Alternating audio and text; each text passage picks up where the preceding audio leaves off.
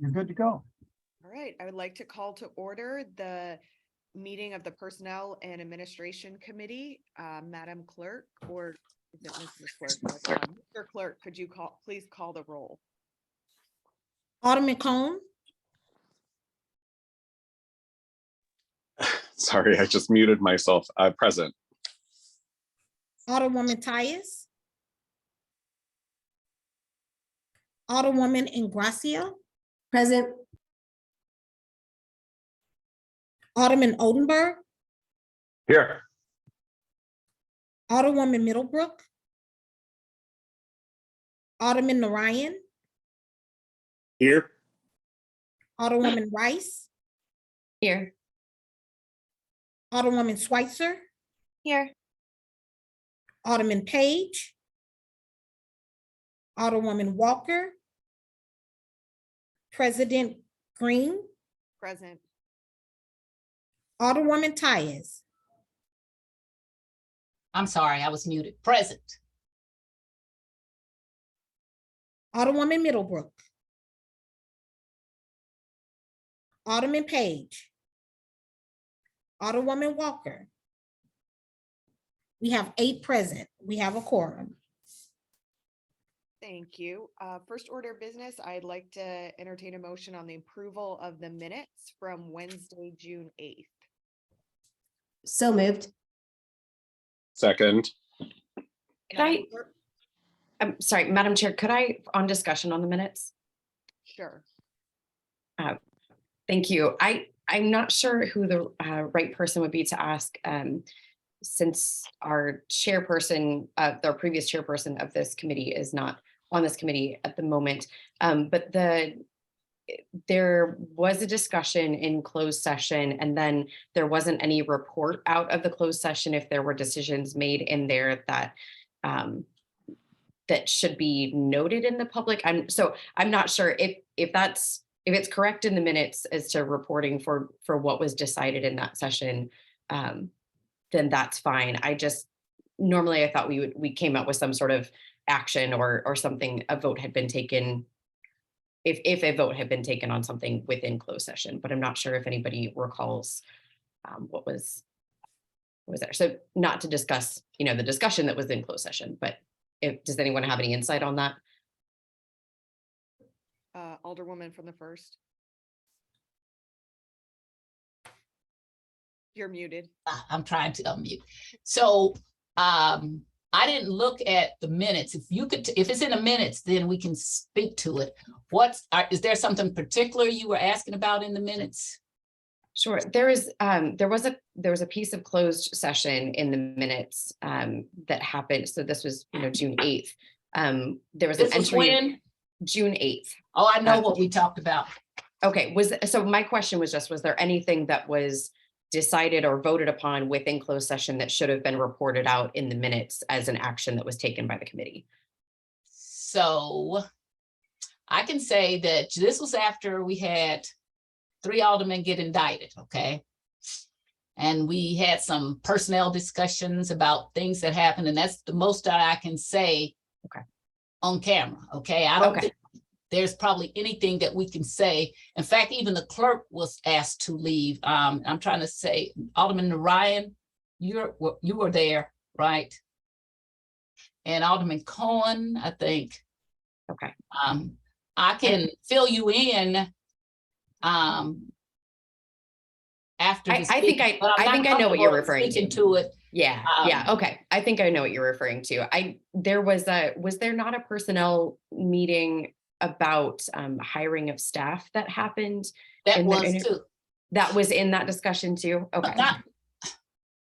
I don't remember that being at that. I'll have to get my notes out because I just didn't really, because I was preparing for streets and public safety. So I didn't really get a chance to prepare for this, but I'll get my notes out. If you don't have to pass the minutes today, if you would prefer not to pass the minutes until we can make sure they're right, since most of you all were not here, that's perfectly acceptable.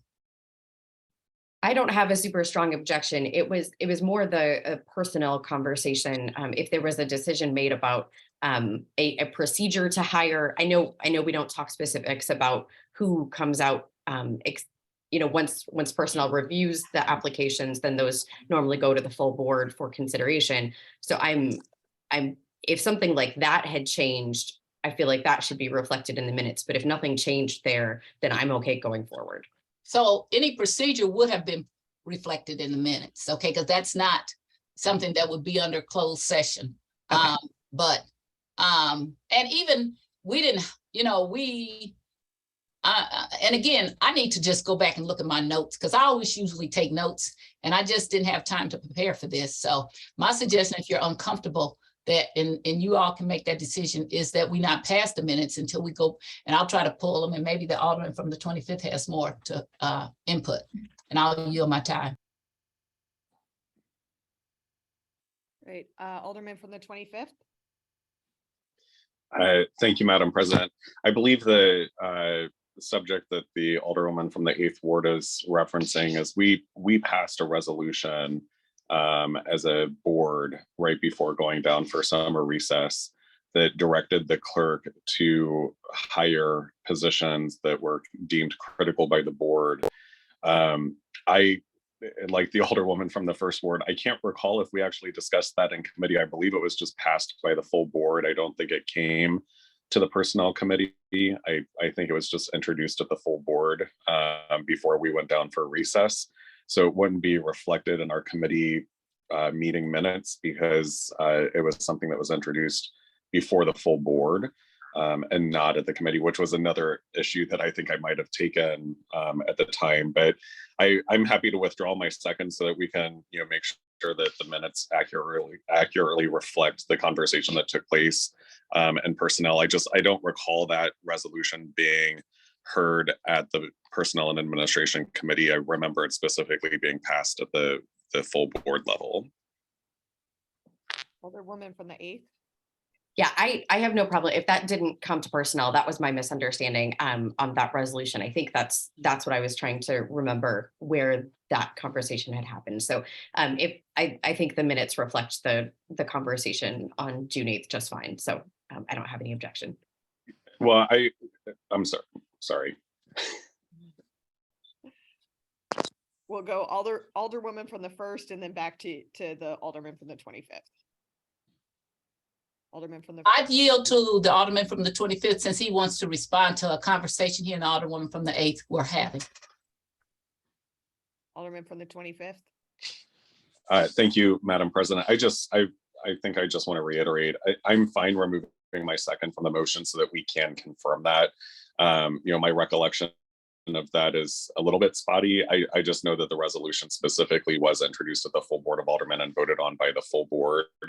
I don't specifically recall as to whether or not it was in the personnel committee. I don't believe that it was, but I would prefer to actually go back and review to make sure that we're passing the correct meeting minutes. So I'll remove my second. Okay. Alderwoman from the 6th. I will also remove my motion to approve minutes. Okay, so we will pause on the approval of the minutes for today. And when we have our next personnel committee meeting, we will bring back up the minutes from June 8th and today's minutes for approval once we ensure the accuracy of those minutes from June 8th. All right.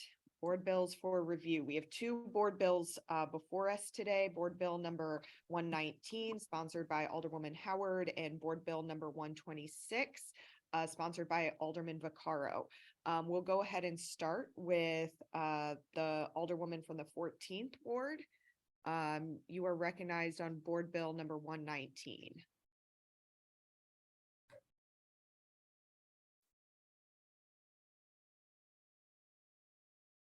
I think you're muted.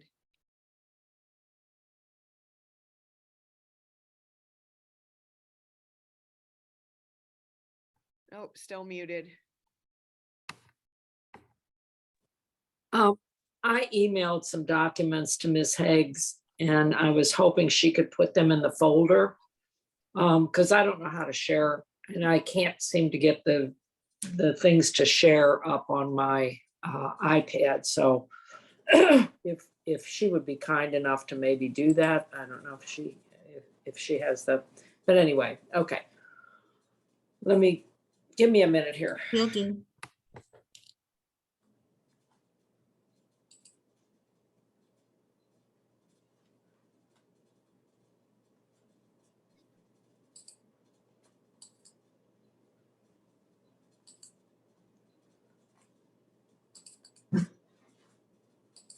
I will send those to Kennedy and have the clerk to, put those and upload those to the drive for you. Okay, thank you. You're That'd be welcome. great. Okay, Board Bill 119 proposes a new salary schedule for all aldermen that will be elected for April. I'm sorry. And what we're doing is looking at the possibility of raising the salary to approximately $72,000. I've heard, quite a bit of conversation about this. And the reason for that number is because it was told to me that that money had already been appropriated. It's in the budget. And I felt as though that since we're doubling the size of the wards, doubling the size of the population that the alderman would be serving, that it would be a good starting point for this conversation. Some people seem to think it's too much. Other people think maybe it's not enough. But we have, Heather Navarro, who was the alderwoman of the 28th ward, shared quite a bit of the research she had done previously. And when you look at what is paid in other cities that are comparable to ours, I don't think that we're too far out of line. As a matter of fact, when you look at Kansas City, their salary schedule currently is approximately about the same as what we would be paying. So at this time, I will put the Board Bill 119 in front of you. And Madam Chair, if I would entertain any questions. I don't know if the information's been uploaded yet, though. Is the information that you're trying to upload the presentation that we had previously that There's a presentation that cites all like comparable populated cities and what's what their I guess structure is as far as personnel and what the aldermen or council people make. And I don't know if you've all already viewed that. And then there's, excuse me, I'm sorry, hold on. Chairwoman Green, if it's helpful, I have that drive pulled up if you want me to share any of that so that not only committee people can see it, but members of the public. Alderwoman for the 14th, you're muted again.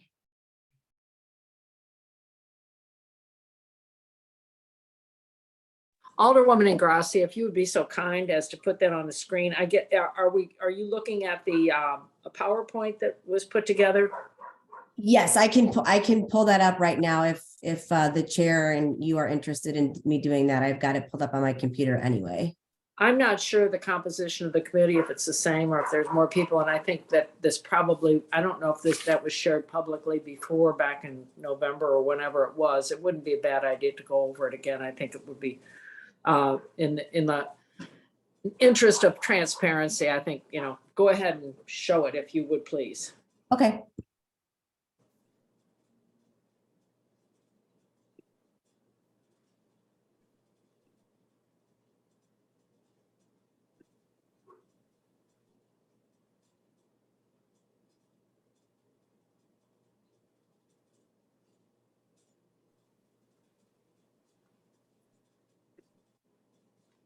Are you able to see that okay, everybody? I am, yeah. It was put together by Heather Navarro, and she did extensive research. So it actually takes in all of the thinking on how the new structure of the 14 wards would be and the assistance and the personnel that would be available to help the elected officials.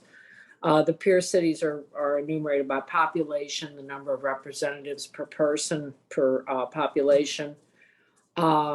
A strong mayor with no city manager and other considerations, the city's growth rate, median income, geographic size, and the city county government. The size of the city has a positive but weak correlation to salary of elected representatives, and the ratio of elected representative to the number of citizens also positively but weakly correlated to the salary. So if we look at New Orleans, and I think the one that's more striking is Kansas City. They have 84,000 per person, and they pay $75,000. We only have 21,000. Well, at the time this was put together, so we will probably go up to about 40,000, and so it would be approximately 72,000 is how we're looking at it now. So if you look at what other cities of comparable size are being paid, I guess the only one that's less is Nashville, and they only represent they have 41 reps representing about 16,000 people. So it looks at the current staffing. Whoops. I wasn't sure if you wanted to keep going. That was the gist of the salary. Yeah, that's and then this talks about how the staffing and coming to some conclusions about that. But I think that, and then there was the other piece that I sent that really had a rundown of many more cities that may be in your folder. I don't know if that's been placed in your folder or not. And it's basically a spreadsheet. But that's how I came to the conclusion. But, you know, at this point, I think part of the idea of this committee would be to examine this and see if it is a reasonable salary. Is this too much? Is it right sized? You know, where do we stand? And then, you know, when we look at the rules say that, you know, aldermen should get raises as they move through, not while they're in office, but if they get reelected. And I was thinking maybe I was the only alderman that didn't get a raise, but I called personnel and they said, well, nobody from the city, you know, has gotten a raise in 13 years. And that's exactly how long I've been in office. So everyone has the same salary and no one has gotten a raise. So I don't know. And, you know, I didn't go in this for the money. This was my job. And I don't hold another job. Other people, you know, this is their only job. I don't know with the serving, you know, the doubling the size of the ward and serving more people in more territory. I don't know how much that will increase their workload. But I think at this time, I would be willing to take questions and input on this, because I think it's a conversation that needs to be had. And I think as we move forward, you know, I'm not running for office again, so I have nothing to gain by this.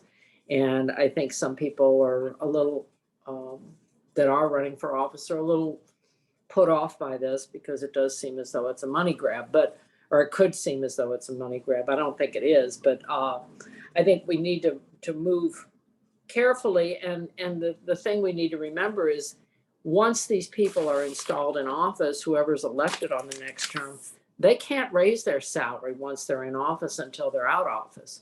So I think that we need to be prepared and we need to have a fair salary for people. And it needs to complement the increased workload, whatever that is. So at this time, I'll yield for questions if people have them. Madam Chair. Alderman Cone. Any questions?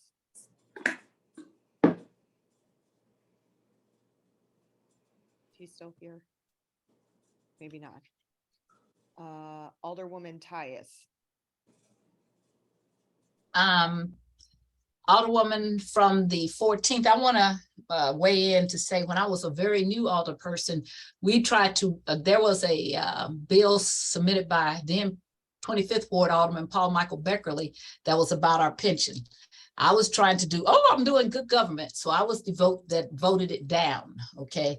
And now 30 years later, I know how really naive I was about not looking after my own pension, and not just myself, but the entire board. So I am open to this. In fact, I picked up board bill number 6, which was Alderman John Collins Muhammad's bill, and put my name on it because I did not want to lose this issue. I haven't really had time to go over your bill. As I said, I wasn't prepared for this meeting. So I don't have any specific questions except for to let you know, right now I'm going to just be voting present. It doesn't mean I'm not going to support it or any derivative thereof, because I came here and I took a $10,000 pay cut from the public defender's office in 1991, and I made $23,000. And here it is in 2000 and about to be 23. And what do we make? I don't even know what we make, 30 something thousand or something, you know, and so that's ridiculous. That is ridiculous. So I want to just go over your bill and compare it to what was in his bill. But we do need to have a pay increase, and we have to put on our big girl pants and big boy pants and tell the people the truth. You know, they really think we make a lot more money. When I tell my constituents what I make, they're like, Alderwoman, why can you do that? I say, I'm a kept woman. And I am. I have the thing that I'm opposed to, I am a kept woman because I have a husband that makes good money.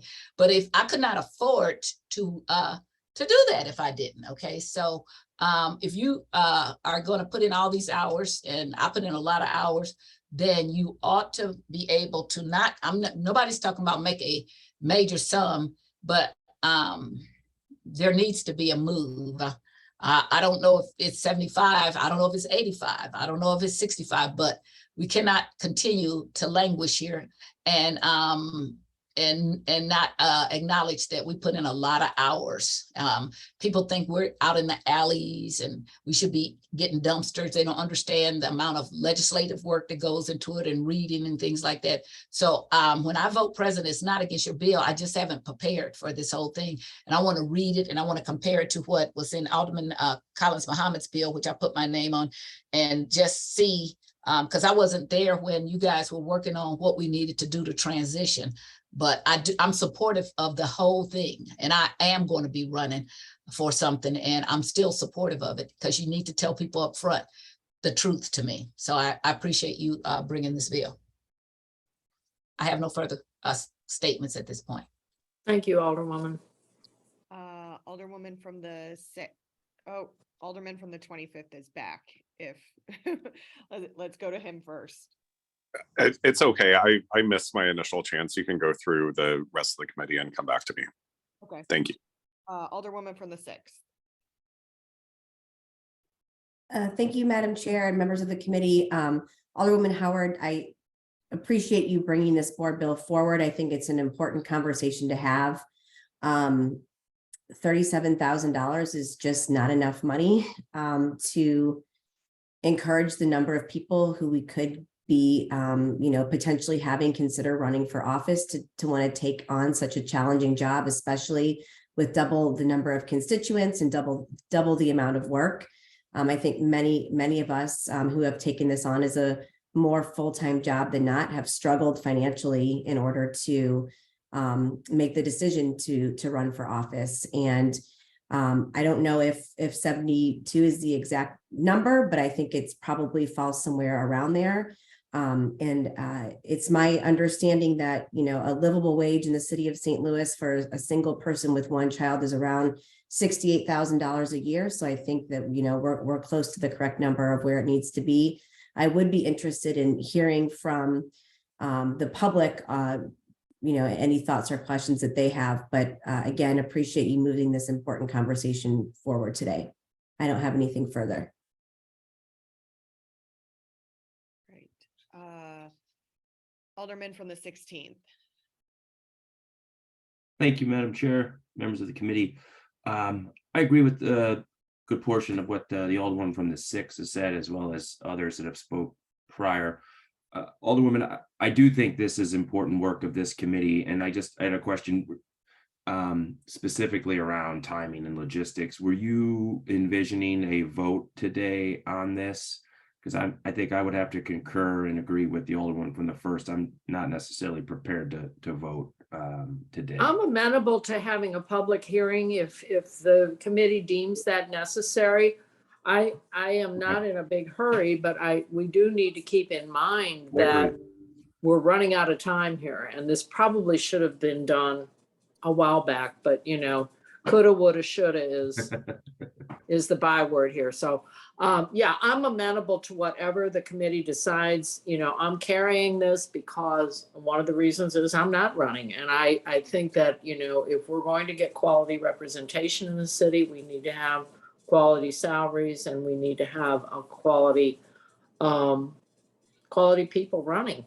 So, yes, if we need an open hearing, I know there's been a lot of chatter in the news media about it, pro and, you know, against it. And I'm not doing it only for the welfare of the city I love. So if we need to have open conversations, I'm amenable to that. Okay, I appreciate that, Alderwoman, and Okay. for the record, I do want to recognize your selflessness on this. This is not always the most popular thing, right? Paid elected officials getting a raise, but it is important work in Yeah. a discussion for sure. Well, And thank you. I do applaud you for that. Thank you. Nothing further for me, Chairwoman. Thank you. Right. Alderman from the 24th. Thank you, Madam President. I echo a lot of what I've heard from the Alderman from the 1st, the 6th, and the Alderman from the 16th. You know, I know in between all the neighborhood association meetings, the ward meetings, constituent services, committee meetings, the full board meetings, and that's not even touching on the actual legislating, the reading and writing. When I have hesitated to crunch my my hourly wage on this, but I would imagine that it's well below minimum wage. And especially as we move to a city of 14 legislators, I think if we're going to attract quality candidates from the private sector to run and get into local government, we're going to have to increase the wage to some extent. I don't know where that number should be. I would like to hear from the public on where they believe it should be. Ultimately, you know, it's their city. We work for the people. I agree that this process should have started quite some time ago. And I appreciate the Alderwoman from the 14th bringing this. I would be curious if the Alderwoman from the 14th would yield for a question. Alderwoman. Yes, I will. Thank you. In your research and former Alderwoman Navarro's research, do we have any concept of what percent raise this is compared to other city workers over the same time frame? You mean compared to St. Louis city workers? Yes. The number we're looking at is 100% raise. And as I stated, begin with, nobody in the city has received a raise probably since 2010 that I know of. Now it may go back further than that. You know, we had, when I came into office, we were asked to give up part of our salary to make sure that we could retain some of our workers. It was a severe budget crunch, I guess, from the 2008 downturn in the economy. And the city was very, very financially strapped at that time. So there were no raises issued to anyone, nor have there been any since, you know, which kind of explains where we are with our workforce. So yes, it's almost embarrassing because, you know, our police start far less. So, you know, and And I guess my thinking was you can always go down. It's hard to raise it higher. So, and that was the number, you know, I was informed that that money was already appropriated in the budget for the Board of Aldermen. So that was the number I chose. Is that the number that has to come out of this committee? No, I'm not sold on any of it. I have no interest in it personally. But I think the public does, and I think those people that plan to be incumbents need to be aware of what's going on. And I think that, you know, as I said, we need to have some public input on this. I agree with you very much. And thank you for your answers there. And if President Green would yield for a question, please. Yes, I will. Would you be willing to hold a meeting with public comment, a little bit more advertised meeting, I guess, with public comment? Because I really would be curious on what the general public thought an appropriate number was, because I agree with the Alderwoman from the first, when we tell people what we make, they say, why the heck are you putting in all these hours for that? You know, especially for the folks on the board who left other more lucrative jobs to come and do this, because it's something, even if you think you're going to do it part-time, it really becomes a full-time thing. And so I would pause to vote today. I'd feel much more comfortable if we had more robust public hearing on it. I am happy to call another hearing next week. Probably a week from today. We are going down on Tuesday. And just, you know, keeping that in mind, we have a limited number of meetings left in this session, but I'm happy to call another meeting next week, and we can figure out that timing and make sure that we thoroughly disseminate information to get public comment for it. That'd be great. I appreciate that very much. And again, thank you, Alderwoman from the 14th, for your work on this. It's not a popular subject always. I know that. So thank you. And with that, I'll yield.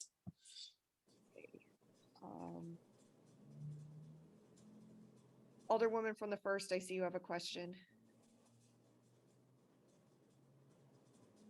I've already spoken, so if there's someone else that wants to speak first, I'll just yield and wait until they've spoken.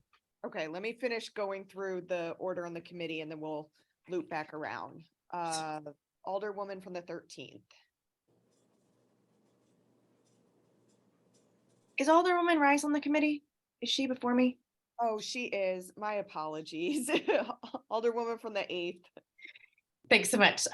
New committee assignments here. So I thank you, Alderwoman from the 14th, for bringing this. Just, I think echoing what everyone else has mentioned here, that, you know, I was one of those who took this on as more of a part-time job, turned into a full-time job. I left my other position, and it's definitely a challenge, even as a single person, a challenge on this salary. If I were trying to raise a family, if this was, you know, a sole income with children, it's incredibly challenging to do. And so I think just echoing that the, you know, political jobs, public service jobs should not just be for people who have someone else who has income in the household, or for people with no children, or, you know, people this is their second career type of situation.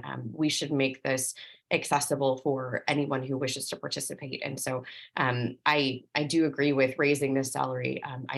I would be grateful to hear from other folks. And also we know that we need to pay our city workers more. All of us know that. And so if we can find some way to move these things together, I think that would be really helpful as well.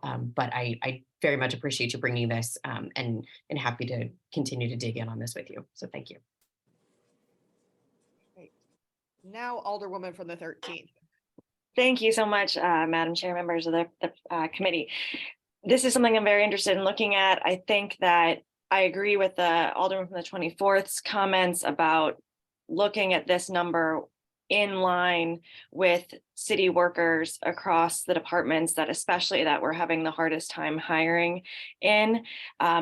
My understanding is that the salary for an alder person hasn't changed since the 90s. I don't know if that is, I don't know if anyone has an exact date, but you know, what was a refuse worker paid in that at that time? What was a assistant prosecuting attorney paid at that time? What was a 911 operator paid at that time?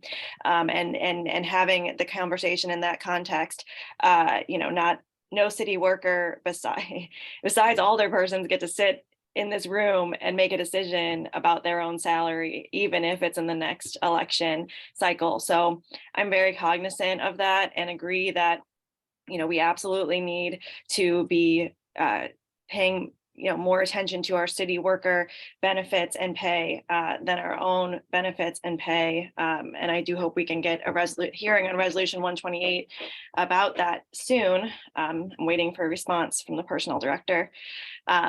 And you know, that's something that I'm really curious about. I think our constituents, at least my constituents, are not going to be happy with any conversation about raising the salary of the alders without it being in context of other city worker services.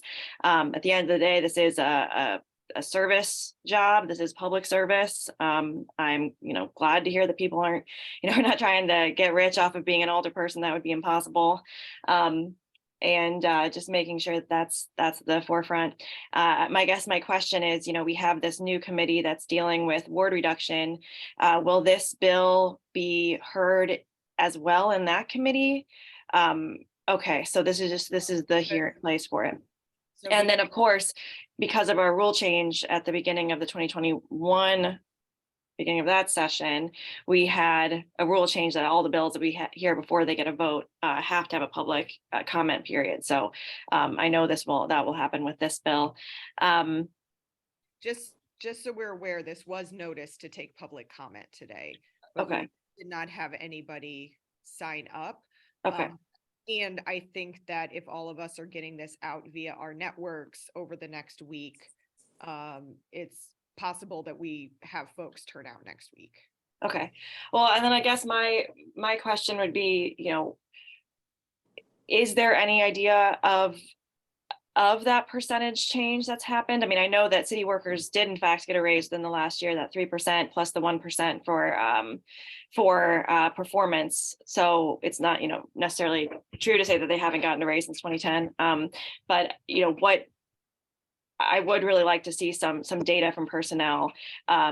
President Green, what do you suggest there? Just sending an email asking for, you know, that, you know, change in salary for, I mean, what do you think we should do?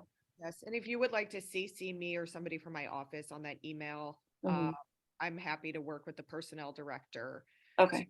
to put together that information. Okay, I appreciate that. And I again appreciate the Alderman from the 14th putting a bill forward for discussion. You know, from the things that you've said, I can tell that you're kind of putting a number out there and it's not necessarily the number that you think it should be necessarily, but just to have the bill forward and to have the discussion. It's really important. I agree these conversations are overdue. You know, I think we'll have to hit the ground running on a lot of things after a lot of turmoil. So I appreciate everybody's time on this. Thanks. Thank you. Thank you. From the 5th.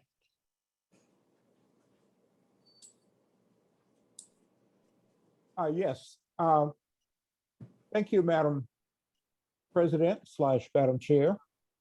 I'm looking, I think this is a very, very timely issue. And I thank the Alderwoman from 14 for championing this idea. It could not possibly be more timely. I also like the idea of at least researching the scale of increase of other city employees, which we know they have gone up, and the aldermanic salaries have pretty much remained stagnant. So I think that would be a very valid input into the process. even though we're probably not ready to vote today, I think we should be so in the very near future because of the way the calendar is winding down on this legislative session. With that, would the Alderwoman from the 14th yield for a question? Alderwoman from the 14th, would you yield? Yes, ma'am.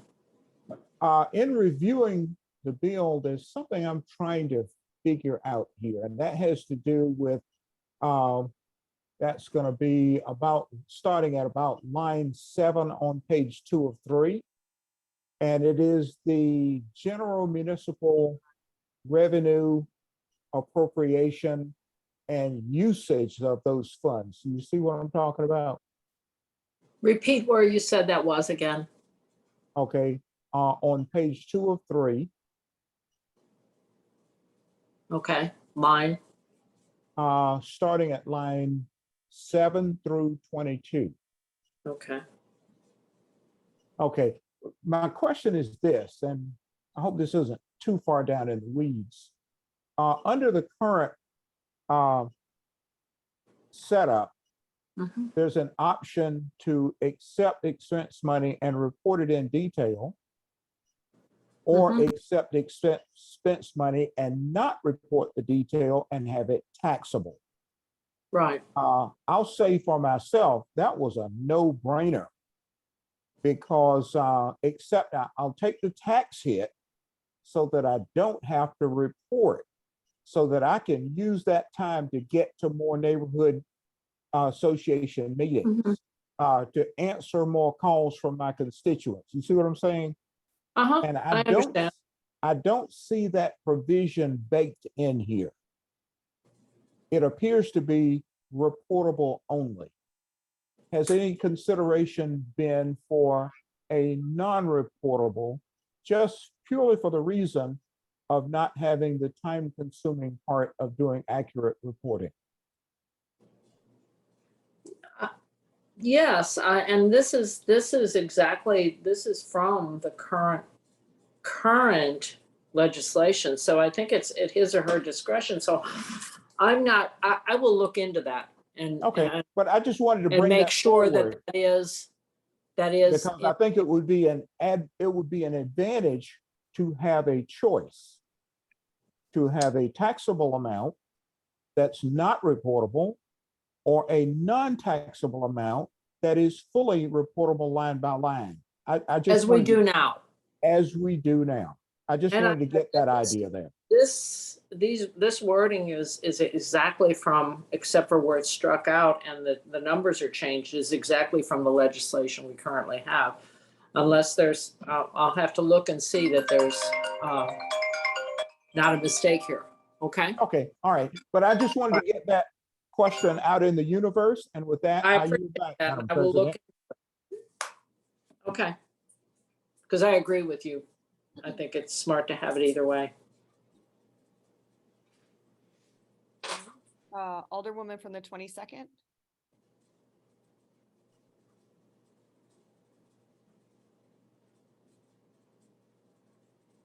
Right, Alderman from the 25th.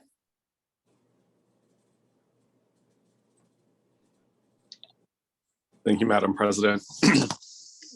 Yeah, I just want to, make note that I think that this has been, certainly a long time coming. Even when we first introduced the board bill to put this out on the ballot, I was hoping at that time that we would establish a citizen commission to review these types of details with respect to the transition to a smaller board of alderpersons.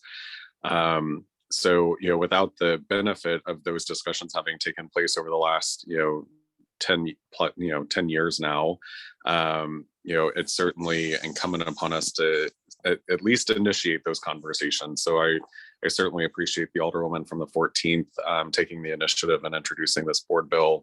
Understanding that it's not necessarily where it may land, could be higher, could be lower, could be right on the nose in terms of, what the recommendation is here.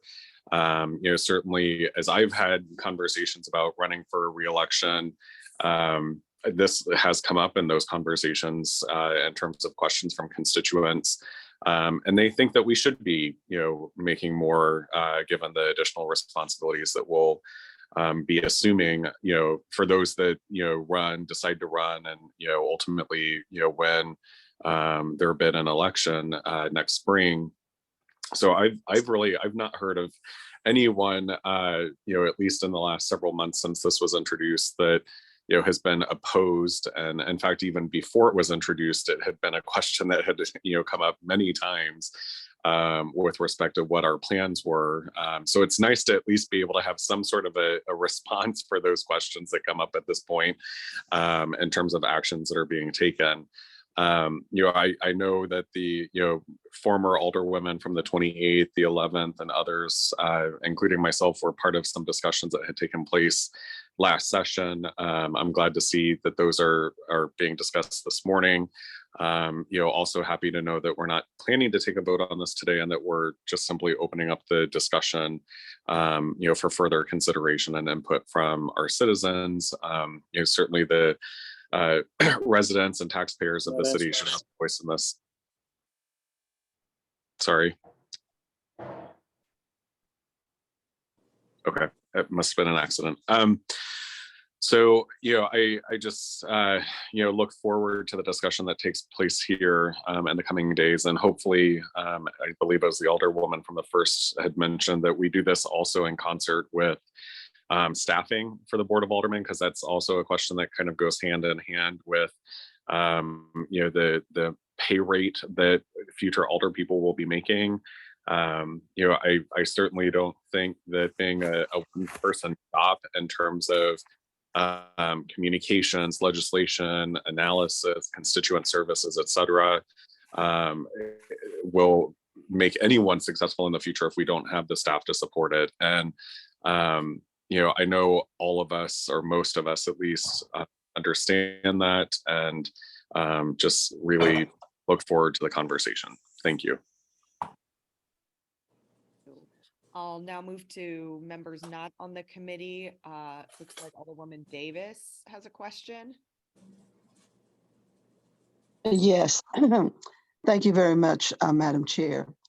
What I'd like to do is to add some of the information that was very public in the Legislative Committee when this research was done, that has been presented and talked about with this board bill. We had a lot of research that was done, and most especially when looking at those areas that are around us. There was one thing that took place in many of those cities. It was a regular process of reviewing salaries of the elected officials.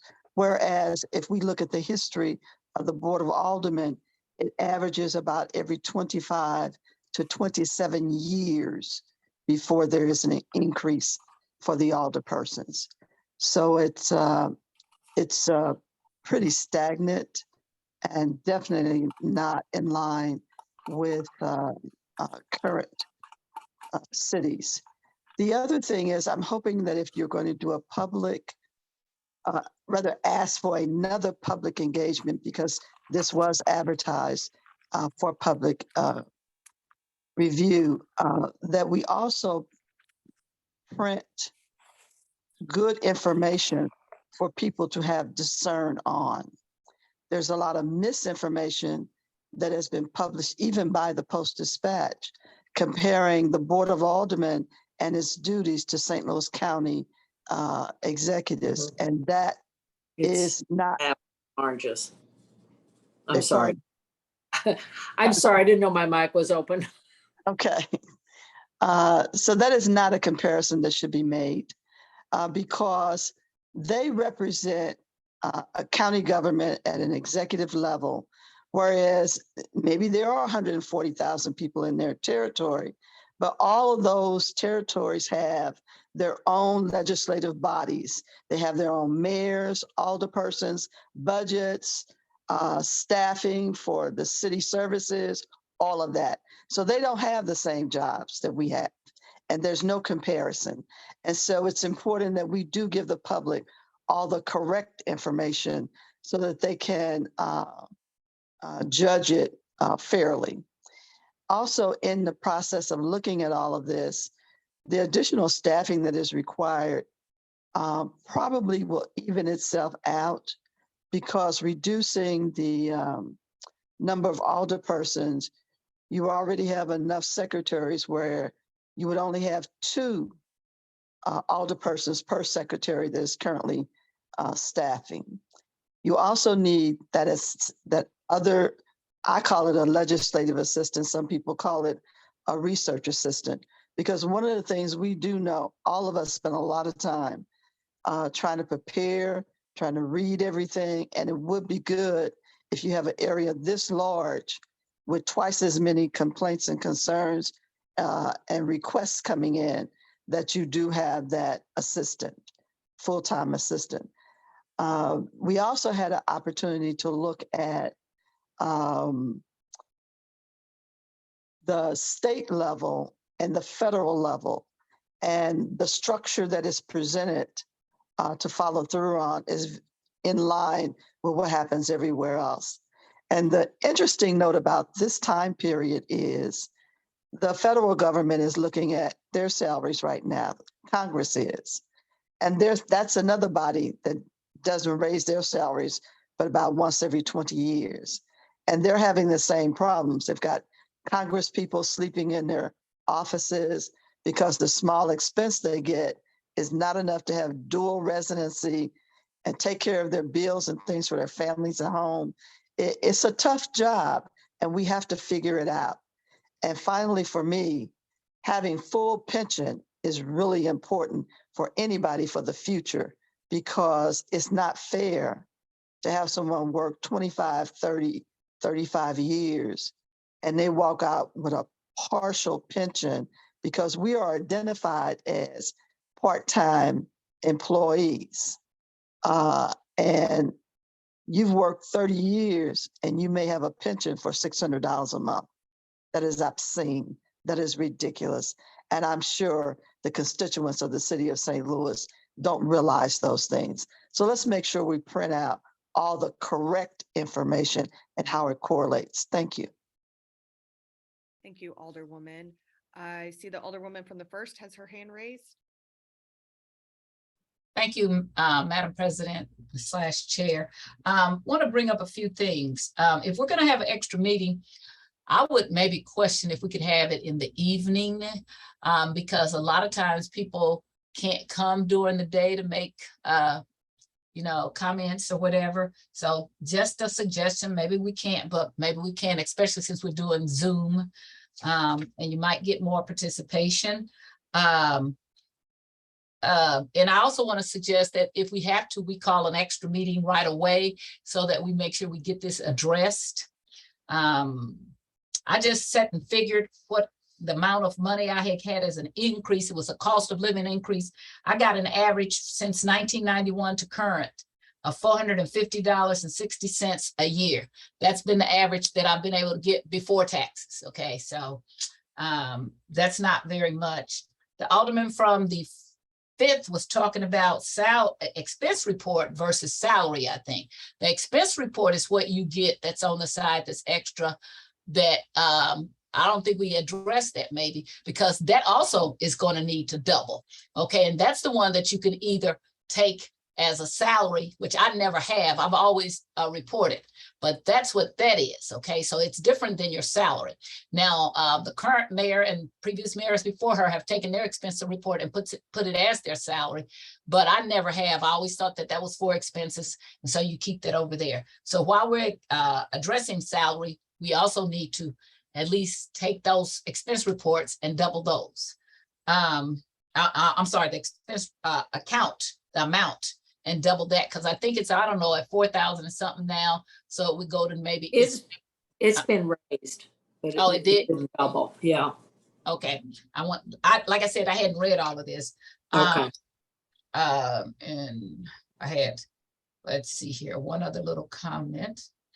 I did the extra meetings. If we're going to do one, I just want us to call it early. Public comment. We talked about having an evening meeting, okay? And I want people to really, I'm not going to run from this issue. If I'm going to support it, I'm going to put my name on it, because that's something, if people want to make something out of it, then they will. I agree with the Alderman from the 19th. I have always been very irritated when people talk about the Board of Aldermen being part-time, because when I came here and I took a pay cut from the Public Defender's Office, being a lawyer at the Public Defender's Office, which makes the least money almost that you can make and be a lawyer.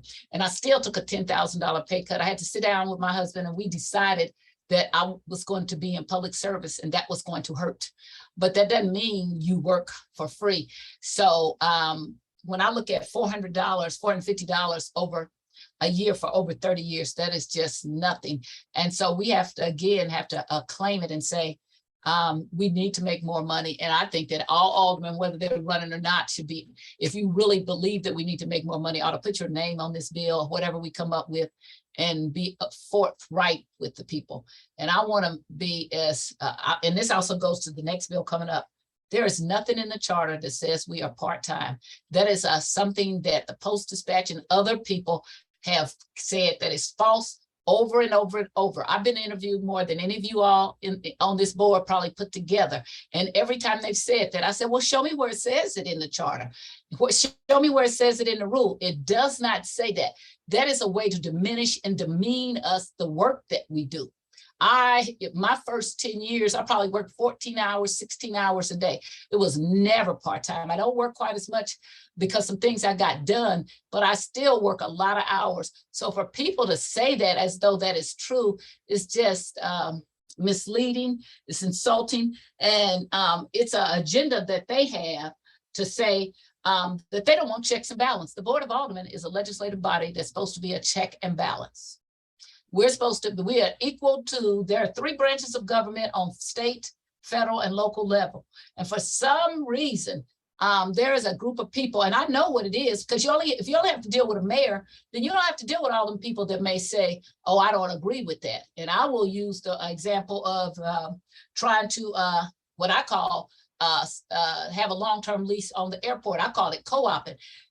If we had not had a diversity of people, that may have gone the wayside of, you probably don't know this, but when our dumps have been sold back in the 80s. And I want to say that while we're talking about salaries, Mayor Conway it used to be you could only make $25,000 a year.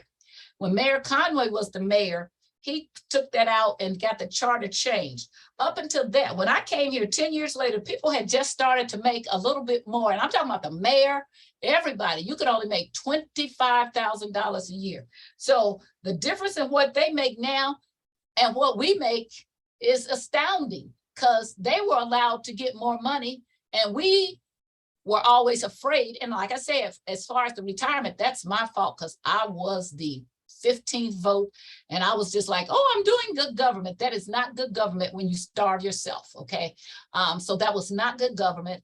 And I know better now. So I will speak up and I'll take the hit. If anybody wants to be mad, be mad. That was not a good vote that I made. And I see former Alderman Beckley, and we joke about that. He says, you get it now, Sharon. I do, but I didn't then. So I'm glad that other people do. But to think that the mayors went from making $25,000, and I still don't think our mayor makes enough at 130, but we are still right at what we made back then. And that's ridiculous. Thank you, Madam President/Chair.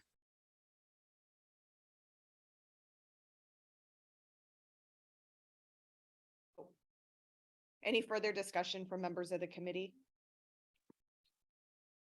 Right. Couple of questions for the committee from my point of view. Sort of looking at the calendar, if we were able to schedule an evening meeting for a week from today, say 5:30, would that work for members of the committee?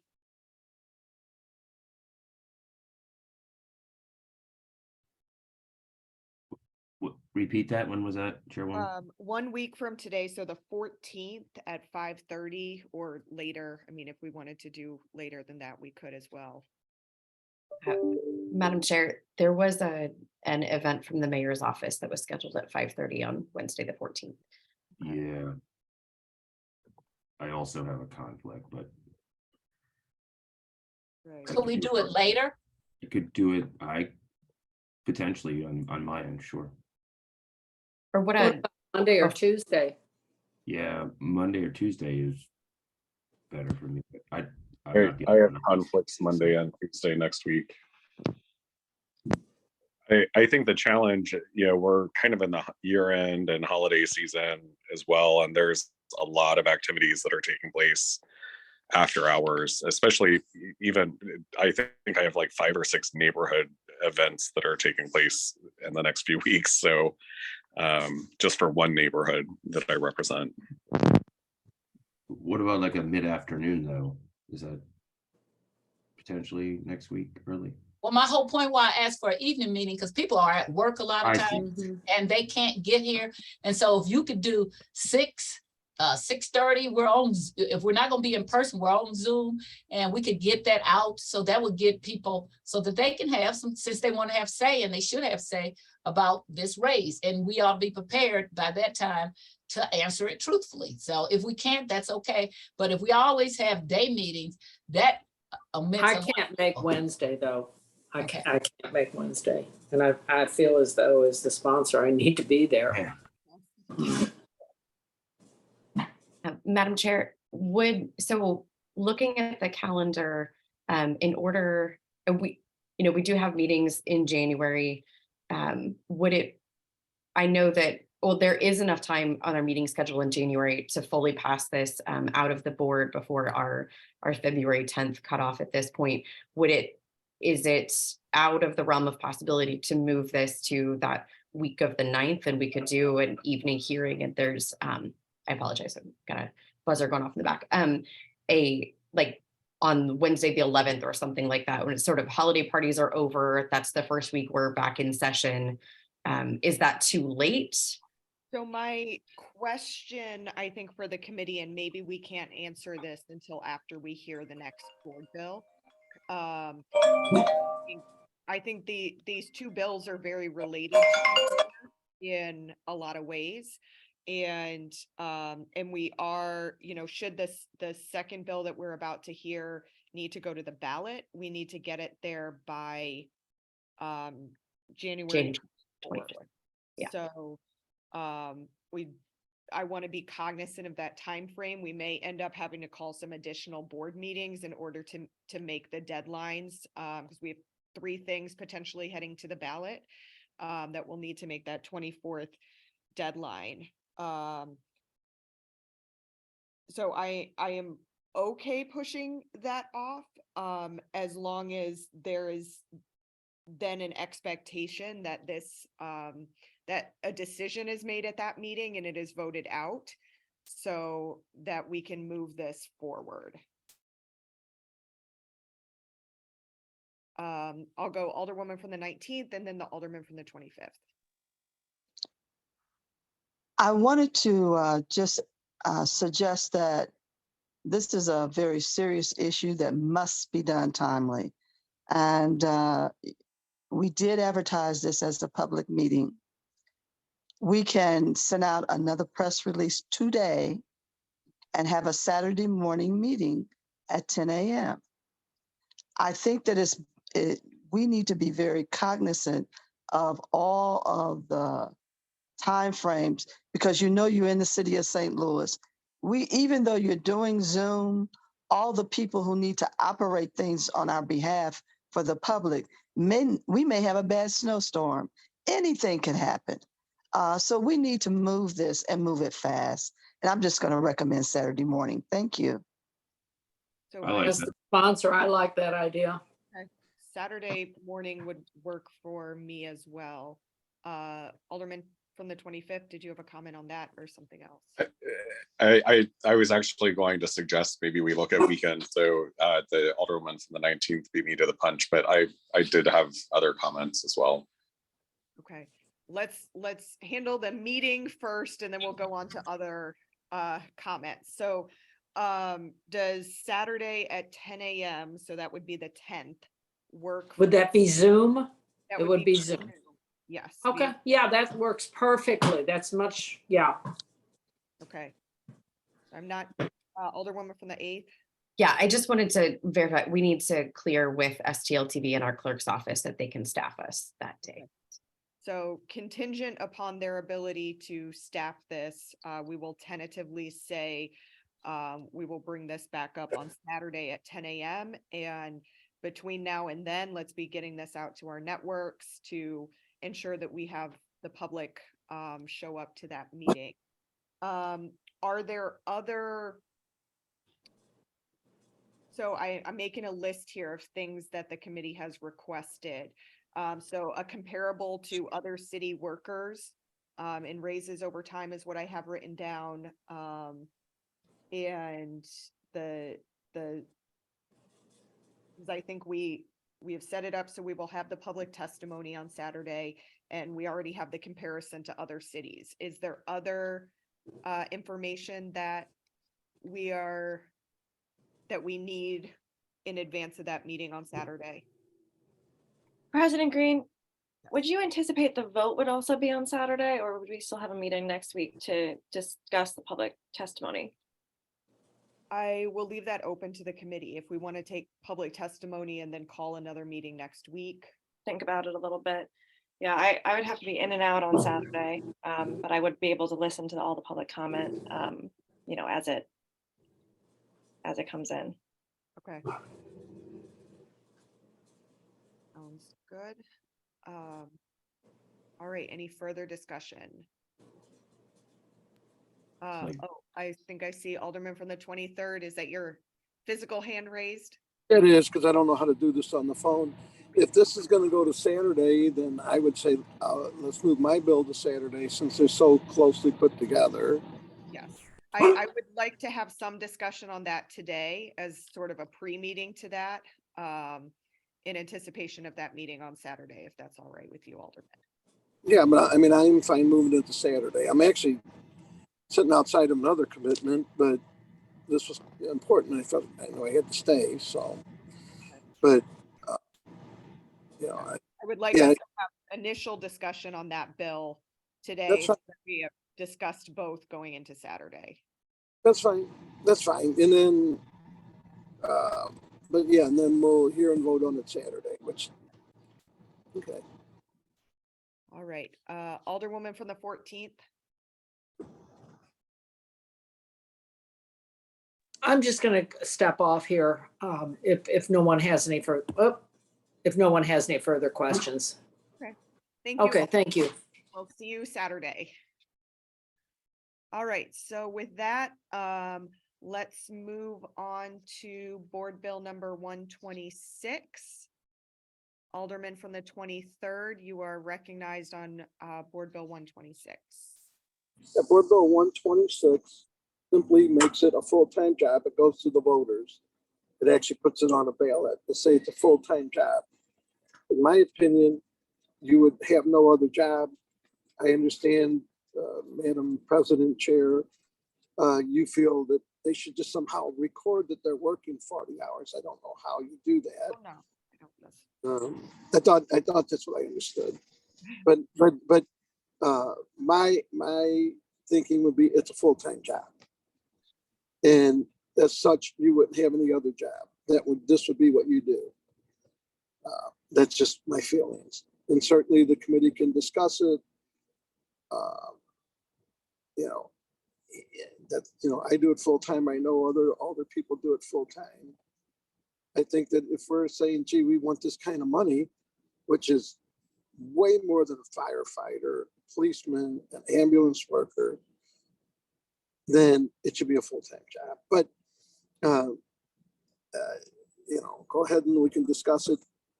But I really think Saturday is more appropriate, especially given the time that I need to be in somewhere instead of outside. And the chairwoman of the streets is wanting to restart her meeting back at 1, and I canceled my meeting to accommodate everybody else's meetings.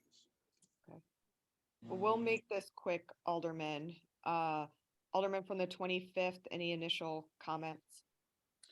Yeah, I really struggle with this for a variety of reasons. One, limiting folks and their ability to participate. As a legislator, I do not see this as tied to the other board bill. This is an entirely separate issue. That's why it's in a separate board bill. It's why it would have to go out to a vote of the people, because it's an amendment to our charter. So it's a completely separate and distinct issue from pay. It is a requirement and a disqualifier in some cases for residents and their desire to run to represent a ward and particularly a community. And without even getting into the correlation to pay, there's the ability to be able to track this without basically levying an across the board disqualifier. I can't even begin to get into the different elements here. There's just some examples. Doctors, lawyers, and other licensed professionals have to have certain number of hours of either training or or practice in order to maintain their licenses. You have small business owners, would they qualify underneath this? Because that could be considered other employment. And so is this just folks that are earning a wage through a W-2, or is this also inclusive of people who are, taking withdrawals from LLCs or 1099s or doing other, types of things that might not show up? Are we going to be requiring people to send in their W-2s to ensure that they're only receiving a paycheck from the city? I mean, this is just so not even well thought out. And it's being kind of positioned as though it's just, oh, we're getting a pay raise, so we need to send this out to a vote of the people. There's been absolutely no consideration or thought for other things that might be either a hindrance to the public to serve the city as a whole, or just the mechanics of how to administer this on the back end. So, I look forward to the discussion around this, but, I'm kind of, I'm apprehensive at this point, but look forward to the discussion. Right, Alderwoman from the 1st. What the Alderman from the 25th said, and then, as I said before, it to me reflects back on somehow that this was a part-time job in the first place. It was never, there's no place in the charter and the rules to say this is a part-time job. That has been a publicity stunt by the Post-Dispatch and others to say that and to demean us. I have always worked full-time. That's why I got sick, because I was putting off taking care of my health, working full-time for this board. There is no definition of what is full-time in this board bill. What is full-time? And you can also work a job and you don't get paid. You can do deferred comp and you could still be working another job. So even if you asked for a W-2, you may not get that. I think that is, I'm not going to support it. I just think that it's not well thought out. And I don't think that doubling the salary is getting a pay raise. I'm saying it's bringing us on board to what we should have been. And especially if you're going to double the amount of duty that you have, that's not a raise. If I was making $20 an hour to look after 5 children, and now I got 10 or 15 children, and I got all these things that I have to do, that is not a pay raise. So I think that in this case, I just don't understand why the need to say it's full-time. If I can get something done in 5 minutes and you may take 10 minutes and somebody else takes, people have different times of how things are done. So I don't know how you report this. And I do not want to get into running after somebody saying, did you do some legal work and how much did you get paid? Every 4 years, you get a group of citizens that get to vote for you. We've had it even more often because we changed things. So we had every 2 years ago. So people get to vote for you then. And that's when you get, everybody always acts like, well, if there's no way for you to check up on it, what do you think votes are for? So I don't support it. I don't think that we're part-time. If you could show me where it says we're part-time, maybe I would, but we're not. And I have never worked part-time. And I don't want to presuppose that I would tell anybody else that you gotta work full-time, because I don't know what that is. What is full-time? Different wards also have different needs. If you got a nice, beautiful ward that doesn't have LRA property as much of Southwest St. Louis does, it may be a very different thing than what is now called the fourth ward, which when I got the LRA report, it was just dotted with green dots to indicate LRA property. So there is no definition of what full-time it is from ward to ward. And so, and I don't see this as a companion to the other thing. I think this is just an answer to a question or a statement that was false. And we should shout back, that is false. We do not work part-time, we work full-time. And we should not let the Post-Dispatch continue to put misinformation out about what we do. Thank you. Right. Alderwoman from the 6th. I don't think I had my hand up. If I did, I apologize. I'm just going through the committee members. Oh, did we take up Alderman Vaccaro's bill? I apologize. Is that what we're talking about now? Yes, that is what we're Okay, talking about. sorry. I don't have any comment. I'm interested in hearing what the public has to say. I do agree that, you know, having it not, the words part-time not be in the charter is problematic, but if it's helpful to ensure to our constituents that we consider this mostly a full-time job with a full-time salary, I'm interested in the conversation. Thank you. Alderman from the 16th. I don't have anything right now, Madam Chair. Okay. Thanks.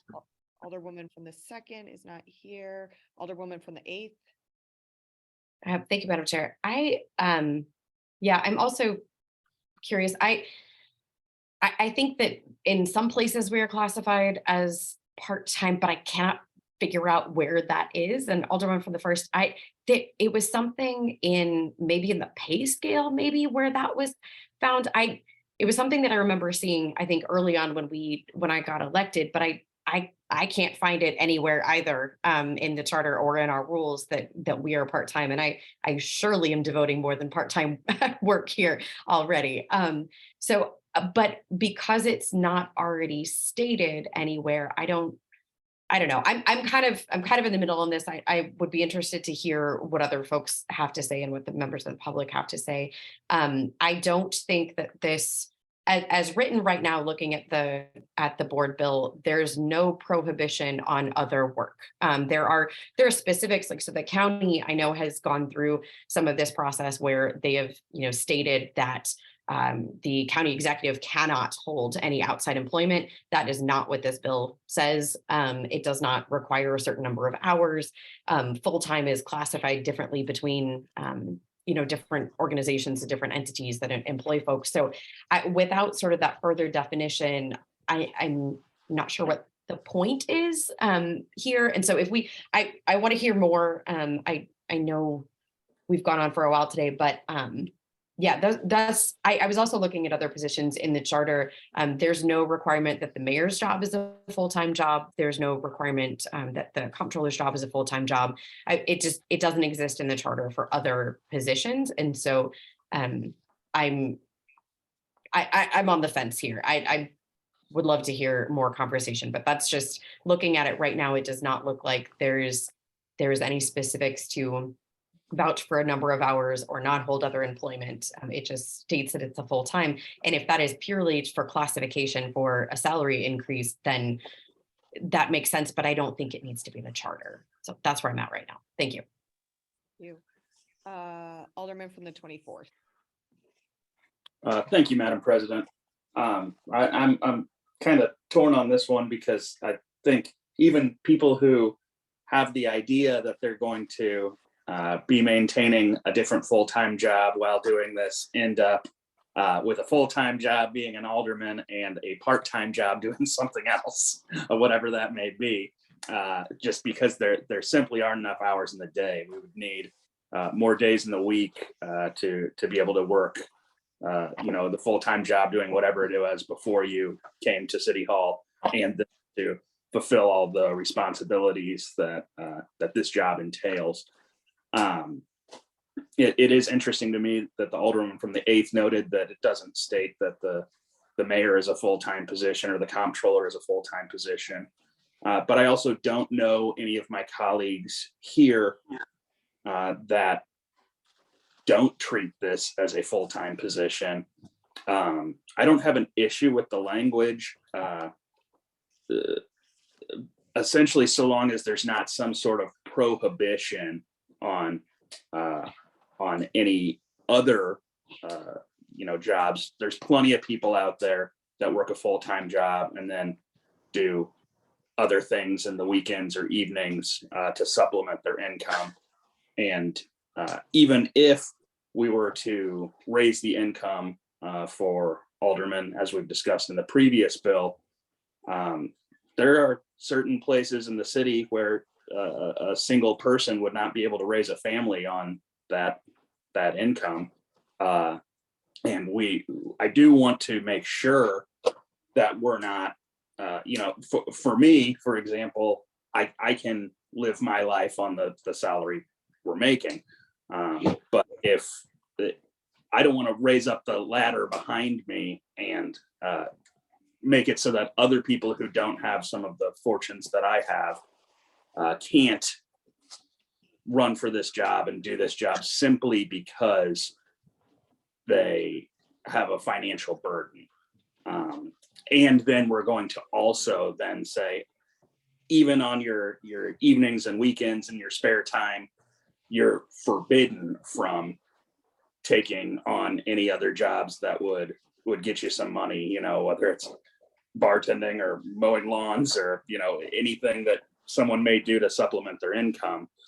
And I believe the alderman from the 25th also brought an interesting point for various professional licenses in order to maintain those.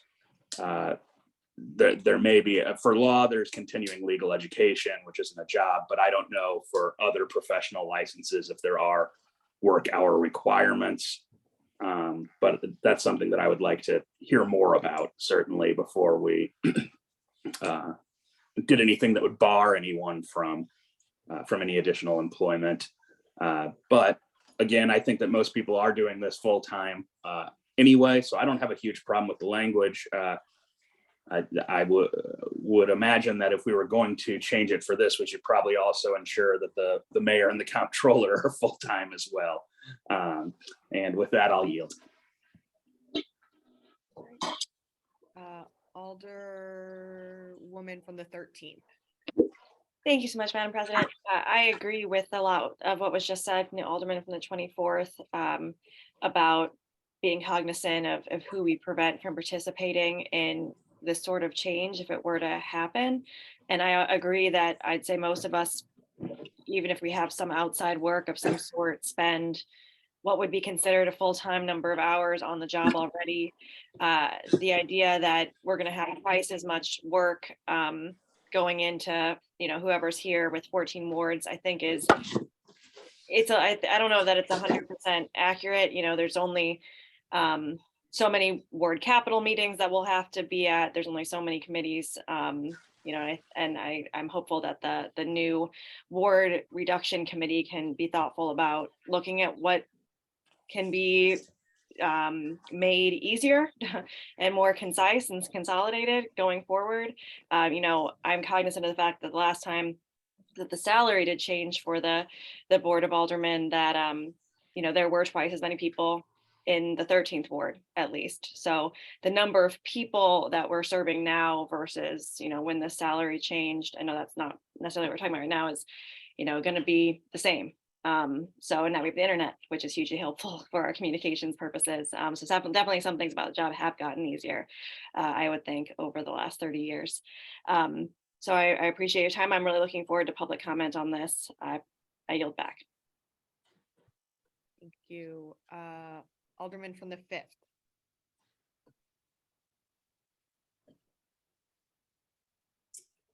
Yes, thank you, Madam Chair / President, or vice versa. I think most of my concerns have already been raised, but in reviewing this board bill, something comes to mind that I think I'd like clarification on. Would the Alderman from the 23rd yield for a single question? Yeah, just a single question. Well, yeah, I'll yield for a single question, but again, this we're gonna bring up on Saturday Yes. and up against two timelines. I'm really upset that this was thrown at me in between. I canceled the meeting to fit between things. So yes, if it's a quick question, let's have it. It is very quick. In reviewing the bill several times, I don't see what I think is a critical component here. It does not refer to paid work. In other words, I think there's a gray area for older people such as myself. I consider my work in the fabulous Fifth Ward to be full-time plus already. But for those of us who do work with community service organizations, with 501c3s that are non-paid, I don't see any clarity in that type of engagement in the bill, and I think it might be important. But with that, go ahead. What I would say is between now and Saturday, if anyone has amendments they want to put in here, please do that. I'm open to amendments. So if you have amendments or things you want to add, certainly do that.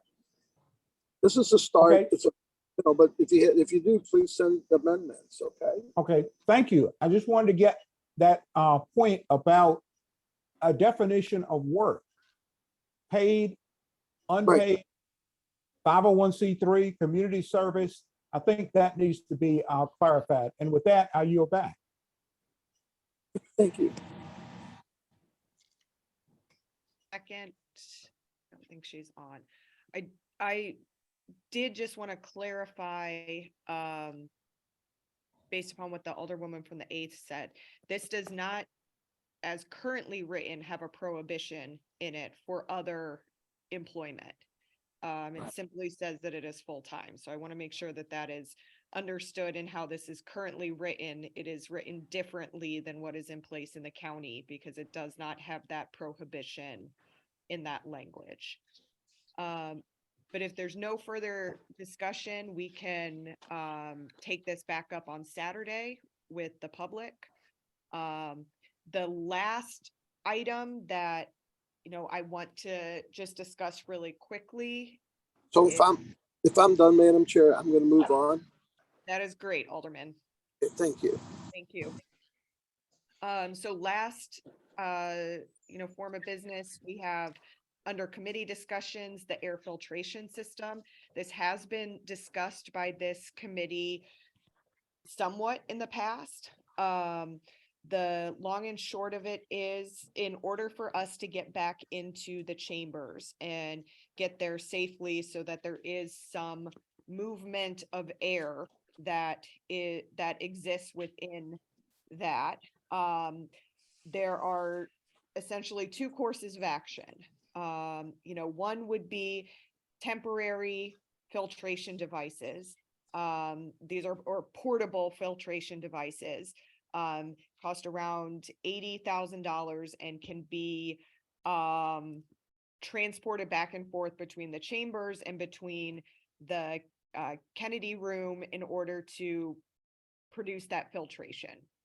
The second course of action is upgrading to create an HVAC system within the chambers of the Board of Aldermen, and that is the cost of that is approximately $1.2 million. And so my recommendation in order to get us back into the chambers would be to go ahead and purchase the portable filtration devices that we could use both in the chambers and in the Kennedy room for the foreseeable future. And then, down the line, perhaps work on a bigger capital plan for issues with City Hall, because we know it's not just the Board of Aldermen. We know there's numerous issues and things that need to be upgraded throughout this building.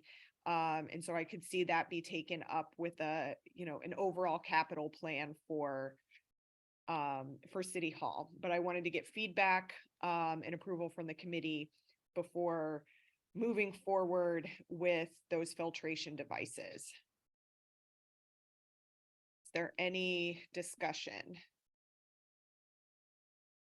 Alderwoman from the 6th and then Alderwoman from the 1st. Thank you, Madam President. I wanted to say that I think it's incredibly important that we are back in person. It has been way too long for us to continue meeting. I think especially for our full Board of Aldermen meetings, it's a much different manner in which we all handle ourselves and are able to interact with one another. I don't know of any other legislative body in the entire country that is still operating everything in a Zoom meeting or remote meeting. I do like the option of having at least the opportunity for members of the public in committee hearings to be able to attend via Zoom. I'm not opposed to a hybrid method. And I think that the small sum of around $80,000 to get us where we need to be for the foreseeable future makes a whole lot of sense. And I'm in complete agreement that we should invest that money and look at the further expenditure of just bringing our system up to date in the chambers. And so please let me know how I can continue to be supportive of that. I know my constituents were all extremely grateful to see us back together, even though we were at 1520 Market this past week. Great. Alderwoman from the 1st. Just so we won't have to keep doing this, I'm gonna say, Madam Chair, you're the president out on the floor, but I'm gonna do Madam Chair in here.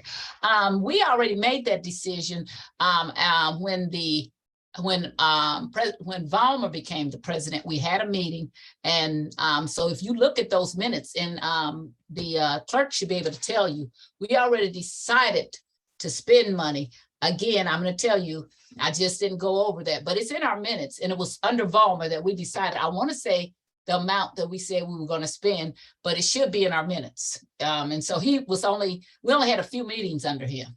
Right. When I discussed with Clerk Kennedy, he said that this needed to be brought up to this committee, that it was discussed, but I think an ultimate decision was not made. No, we did. He gave us an amount and we did do that. So you guys can do what you want, but we actually did decide, because he was saying we could not come back in. And at first we said some little amount like $30,000, and that was not going to be enough. And then we said, okay, we have to spend what we need to get back in here. So, and we did authorize him to go about doing that, to clean because we authorized him to clean the chambers. And we did do a bigger amount. So it should be in the minutes, okay? Okay. Alderman from the 24th. Thank you, Madam President. I agree with a lot of what the Alderwoman from the 6th said. I think it's long past time that we are back in person. I can't think of any other entity in general that continues to meet virtually for everything they do, particularly not anyone doing the type of work that we're doing.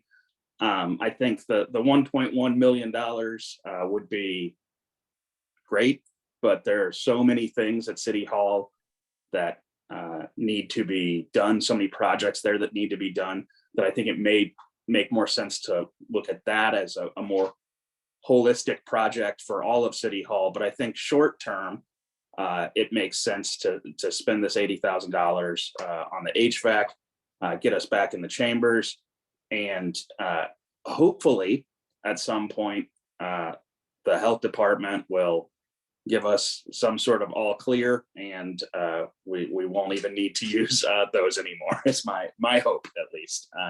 So that's all I have. Thank you. Alderman from the 16th. Thank you, Madam Chair.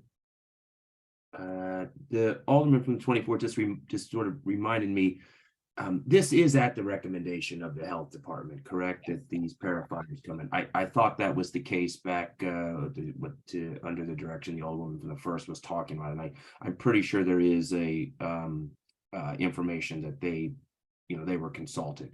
Because I don't think any of us are air purifying experts either. So if we can unearth that information and circulate it, I think that would be helpful too. And not opposed to a small amount of money being spent to get us in chambers. I think our constituents demand that we meet in person, quite honestly.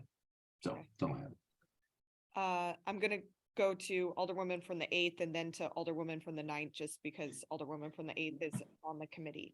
Alderwoman from the 8th. Thank you. I agree. I think this is great. If there's a way that we can get this done with our standing budget, then awesome.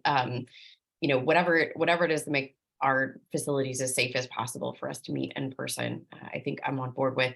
So I am curious though, like the Alderman from the first talked about, there was for sure some authorization of expenditures that happened. And so going back and getting those specific documents, maybe from previous personal meetings, would be good. And if I do recall, I think that this money was included in budget conversations as well as this came through. So if this money is in the budget, then yes, by all means, let's go. Let's do this.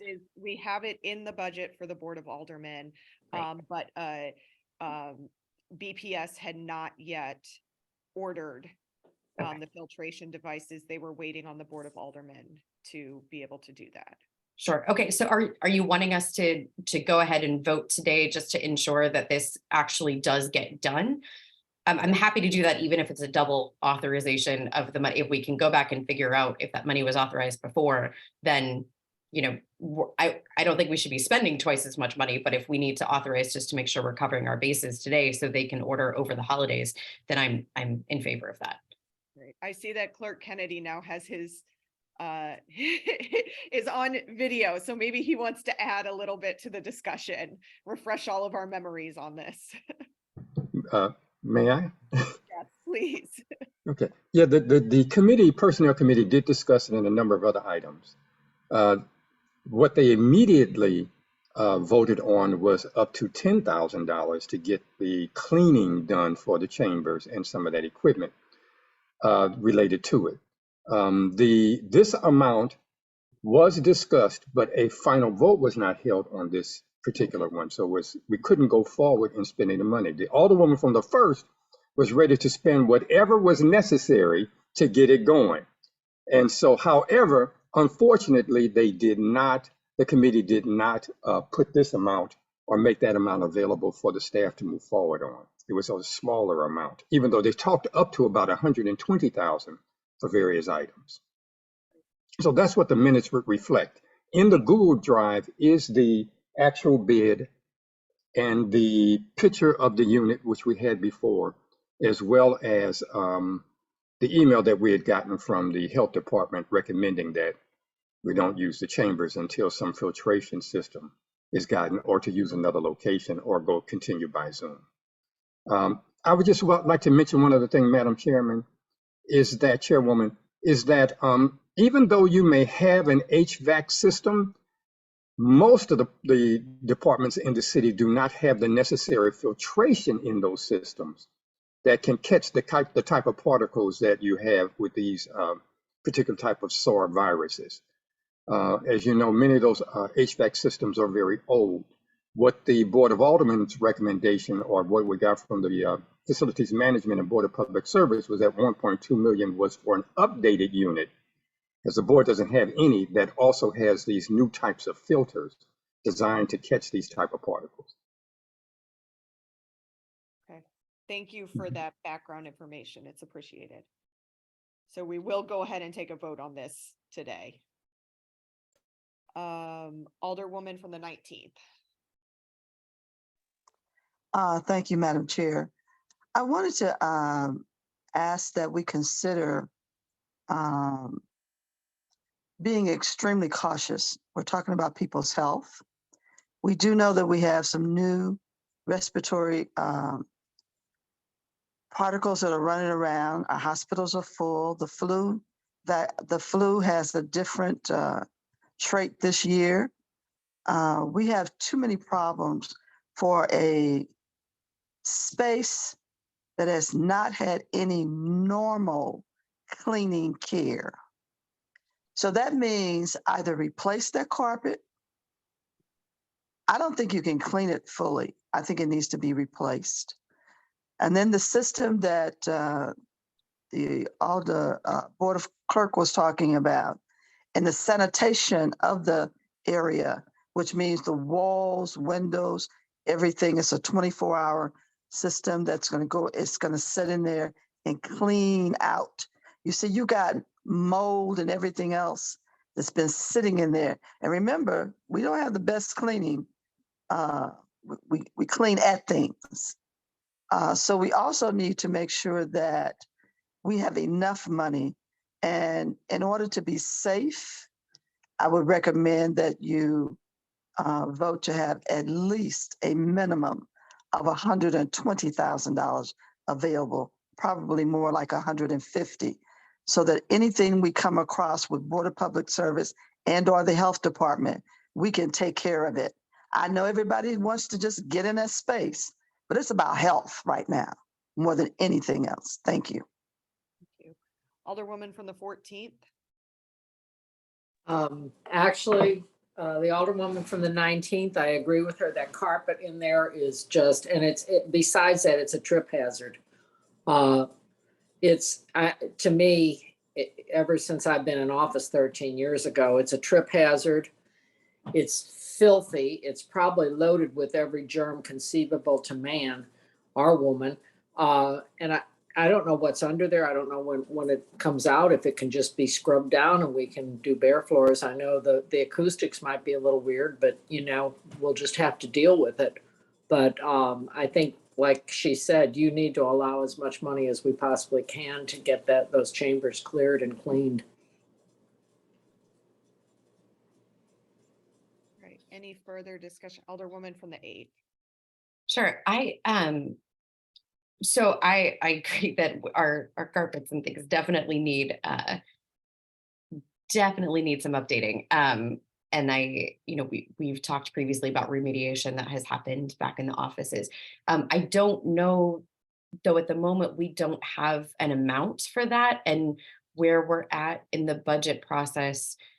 I guess I think my suggestion would be authorizing the amount of money that we have bid for these particular items first. And if we get a new bid on replacing the carpet or ripping that up or whatever that is, that next step that needs to take place, I'm happy to help fund that. I think we've underfunded the Board of Aldermen and the chambers in particular for a long time now. I'm happy to vote for that in the future. I just, without a ballpark figure or a bid specifically on that, I don't know that I'm comfortable with that today. The email from the health department does not dictate anything about the carpets. It does, continuing cleaning and things like that. I would just say work with what we know at the moment and be ready to come back and authorize some more if the clerk is able, or the clerk and the president's staff are able to figure out what that number is that we need, then happy to vote to support that. Okay, thank you, Alderwoman. I'm happy to go and get a bid from BPS to put out a bid for replacement of the carpets. The cleaning of those carpets has already been authorized, and the expenditure of funds for all those cleaning services, but we can definitely get a bid for replacement and come back to this committee. I would like to request that so the bid for the filtration devices is $69,000 or $60,950. My conversations with BPS is that they anticipate that the price has gone up since this was first put out. And so the request that I would like to make is to authorize up to $80,000 to be spent on this, recognizing that we hopefully will not spend up to that amount, but would like to have some flexibility if we go back to the vendor and the price has increased. Alderman from the 24th. Thank you, Madam President. Just for the sake of expediency, could we just authorize up to $100,000, and that way we don't have to come back if it's $81,000 or something like that. The hope would be that they're not going to charge us $100,000 just because we have authorized $100,000, but that way we don't have to kind of continue this song and dance. Okay. That if the committee is comfortable with that, then I am comfortable with that, and hoping that the price is not increased quite that much since we got the bid. So, all right, if there's no further discussion, then I would like to go ahead and hold a vote on the authorization of $100,000 up to $100,000 to spend on air filtration devices for the chambers. Madam Clerk, could you? Do you need a motion? Is that a motion? And then I need a motion. I move that we authorize up to and including $100,000 for air filtration as laid out in the previous bids. Second. There's a motion by the Alderman from the 24th, seconded by the Alderman from the 25th. Madam Clerk, could you please call the roll? Alderman Cone, Aye. Alderwoman Tyus, Alderwoman Ingracia, Aye. Alderman Odenberg, Alderwoman Middlebrook, Alderman Narayan, Aye. Alderwoman Rice, Aye. Alderwoman Schweitzer, Aye. Alderman Page, Aye. Alderwoman Walker, President Green, Aye. Alderwoman Tyus, Alderwoman Middlebrook, Alderwoman Walker. We have 8 aye votes. Thank you. By your vote, you sustain the motion to authorize up to $100,000 to be used on air filtration devices. Are there any further announcements? I have a Right. question. Sure. Alderwoman from the 13th. Is Alderwoman Walker on this committee? I didn't see her on the list that we all got, but I've heard her name announced a few times. So she had asked to drop off of this committee. Okay. So I think that the sheets just didn't get updated. Okay, I'd just like to note that for going forward. Excused alder people. The Alderwoman from the 2nd is excused for necessary absence. I'll entertain a motion to adjourn. So moved. Second. It's moved by the Alderman from the 24th, seconded by the Alderman from the 5th, that we adjourn for today. All in favor signify by saying aye. Aye. Aye. Opposed? Motion carries. Thank you.